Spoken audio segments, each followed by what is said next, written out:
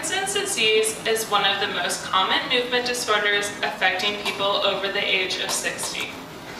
Parkinson's is about 1.5 times more common in men than in women and gets more common as you age.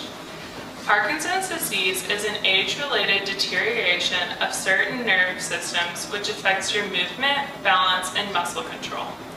In Parkinson's, neurons that make a chemical called dopamine die or are damaged. Dopamine normally sends signals to help coordinate your movement, but these neurons are destroyed. This nervous system is not able to work properly. It is unknown what causes the damage, but there are many theories. One of the theories is that Parkinson's is not caused by one single thing, but rather a combination of both genetic vulnerability and environmental stresses causing brain cell death. One study shows that living in a rural area, drinking water from a well, or being exposed to pesticides, herbicides, or wood pulp mills may increase your risk of developing Parkinson's disease. Some drugs can actually induce Parkinson's in some patients, which gives them a higher risk of developing it later. A number of medications can cause Parkinson's by lowering dopamine levels. The 3 key signs of Parkinson's disease are tremor, rigidity, and slowness in the movement called bradykinesia. Tremor at rest usually begins in one arm and may or may not move to the other arm as the disease develops.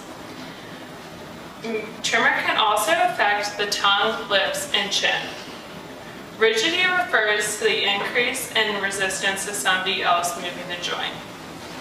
Bradykinesia refers to the slowness of movement, including a reduction of unplanned movements and decreased amount of movement.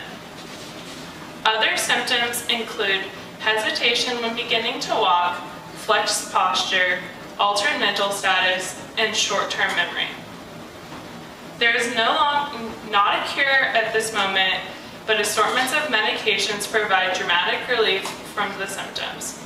Usually patients are given levodopa combined with carbidopa.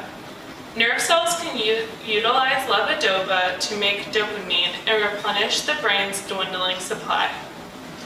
Although levodopa helps at least 75% of Parkinson's disease cases, not all symptoms respond to the drug. Bradykinesia and rigidity respond best, while tremor may only be slightly reduced. Problems with balance and other symptoms may not be alleviated at all. In some cases, surgery may be appropriate if the disease doesn't respond to drugs. In deep brain surgery, electrodes are implanted into the brain and connected to a small electrical device called a pulse generator. This can be externally programmed and can reduce the need for levodopa, which in turn decreases the involuntary movements called dyskinesis that are a common side effect of levodopa. It also helps to alleviate symptoms and reduce tremors, slowness of movement, and gait problems. In deep brain surgery, it requires careful programming of the stimulator device in order to work properly. Parkinson's is a devastating disease since it affects so much of the body, and there is no cure for it right now. Also, since it affects the brain, a lot of damage is irreversible. The medications may help relieve the symptoms, but they do not completely get rid of it.